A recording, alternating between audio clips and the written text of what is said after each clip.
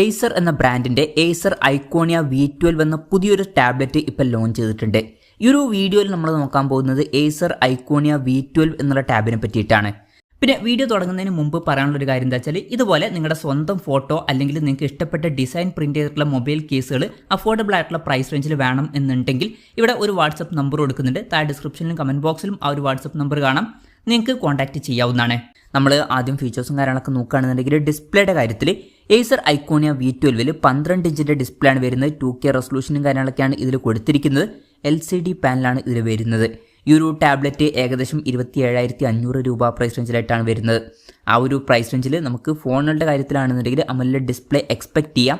പക്ഷേ ടാബിളുടെ കാര്യത്തിൽ ആ ഒരു പ്രൈസ് റേഞ്ചിൽ AMOLED ഡിസ്പ്ലേ ഇല്ലാത്തത് ഒരു പ്രശ്നമായിട്ട് പറയാൻ പറ്റില്ല. LCD പാനൽ ഓക്കെ ആണ്. പിന്നെ 90 ഹെർട്സിൻ്റെ റിഫ്രഷ് റേറ്റ് ആണ് സപ്പോർട്ട് ചെയ്യുന്നത്. ഈ ഒരു പ്രൈസ് റേഞ്ചിൽ 120 ഹെർട്സിൻ്റെ റിഫ്രഷ് റേറ്റ് ഉണ്ടായിരുന്നെങ്കിൽ കുറച്ചും കൂടി നന്നായേനെ.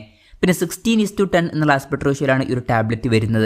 അപ്പോൾ ഡിസ്പ്ലേ ഫീച്ചേഴ്സ് മൊത്തത്തിൽ നോക്കുമ്പോൾ അത്ര മികച്ചത് എന്ന് പറയാൻ പറ്റില്ല. ഇനി AMOLED ഡിസ്പ്ലേ ഒന്നും ഇല്ലെങ്കിലും അറ്റ്ലീസ്റ്റ് ഒരു 120 ഹെർട്സിൻ്റെ റിഫ്രഷ് റേറ്റും കൂടി കൊടുക്കായിരുന്നു. പിന്നെ ഈ ഒരു ടാബിൻ്റെ തിക്നെസ് വരുന്നത് 7.9 mm ആണ്. ഇനി പ്രോസസ്സറിൻ്റെ കാര്യത്തിലോട്ട് വരികയാണെന്നുണ്ടെങ്കിൽ MediaTekൻ്റെ Helio G99 എന്ന പ്രോസസ്സറാണ് ഈ ടാബിൽ കൊടുത്തിരിക്കുന്നത്. 27,500 രൂപ പ്രൈസ് റേഞ്ചിൽ ഈ ഒരു പ്രോസസ്സർ എങ്ങനെ ഉണ്ട് എന്ന് വെച്ചാൽ അത്ര മികച്ച പ്രോസസ്സർ അല്ല. ഈ ഒരു പ്രൈസ് റേഞ്ചിന് പറ്റിയിട്ടുള്ള പ്രോസസ്സറൊന്നുമല്ല ഇത്.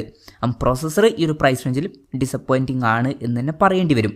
പിന്നെ ഈ ഒരു ടാബിൽ 8GB റാമും 256GB ഇൻറ്റേർണലൊക്കെ വരുന്നുണ്ട്.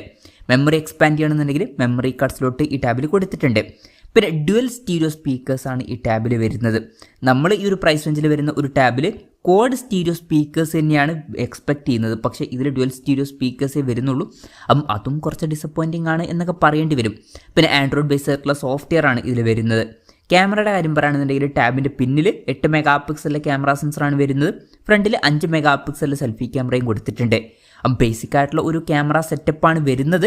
പക്ഷേ ടാബുകളുടെ കാര്യത്തിൽ ക്യാമറ എന്നുള്ളത് അത്ര ഇമ്പോർട്ടൻ്റ് ആയിട്ടുള്ള ഒരു കാര്യമൊന്നുമല്ല.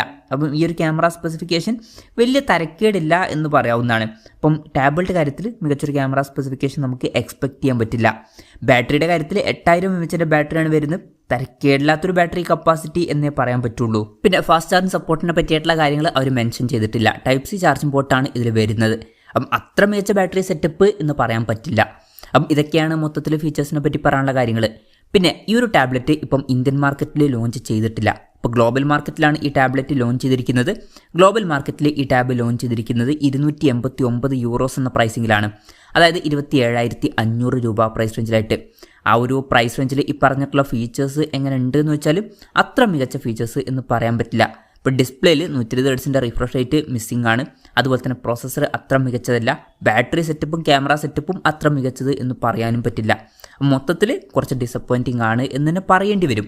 പിന്നെ ഇന്ത്യൻ മാർക്കറ്റിൽ ഈ ടാബ് ലോഞ്ച് ചെയ്യുമെന്ന് വെച്ചാൽ ചിലപ്പോൾ ലോഞ്ച് ചെയ്തേക്കാം. പക്ഷേ ഇന്ത്യൻ മാർക്കറ്റിൽ ഈ ടാബ് ലോഞ്ച് ചെയ്യുകയാണെന്നുണ്ടെങ്കിൽ വില ഇത്രയും കൂടുതലൊന്നും വരാൻ ചാൻസ് ഇല്ല. ഈ ഒരു ടാബിൻ്റെ വില നമുക്ക് ഇന്ത്യൻ മാർക്കറ്റിൽ ലോഞ്ച് ചെയ്യുകയാണെന്നുണ്ടെങ്കിൽ ഒരു 15,000 രൂപയ്ക്ക് താഴെ തന്നെ എക്സ്പെക്ട് ചെയ്യാവുന്നതാണ്. ഒരു 13,000 രൂപ പ്രൈസ് റേഞ്ചിലൊക്കെ ആയിട്ടാണ് നമ്മൾ എക്സ്പെക്ട് ചെയ്യുന്നത്. കൺഫർമേഷൻസ് ഒന്നുമില്ല, ജസ്റ്റ് നമ്മുടെ എക്സ്പെക്ടേഷൻ പറഞ്ഞു എന്നേ ഉള്ളൂ. എന്തായാലും ഏസർ ഐക്കോണിയ V12 എന്ന പുതിയൊരു ടാബ്ലറ്റ് ഇപ്പോൾ ലോഞ്ച് ചെയ്തിട്ടുണ്ട്. ഈ ഒരു ടാബിനെ പറ്റിയിട്ടുള്ള നിങ്ങളുടെ അഭിപ്രായം ജസ്റ്റ് ഒന്ന് കമൻറ്റ് ചെയ്യുക. അതുപോലെ തന്നെ ഈ ഒരു ടാബ്ലറ്റ് ഇന്ത്യൻ മാർക്കറ്റിൽ ലോഞ്ച് ചെയ്യുകയാണെന്നുണ്ടെങ്കിൽ നിങ്ങൾ ഏത് പ്രൈസിങ്ങിലാണ് എക്സ്പെക്ട് ചെയ്യുന്നത് എന്നുള്ള കാര്യം കൂടി ജസ്റ്റ് ഒന്ന് കമൻറ്റ് ചെയ്യുക.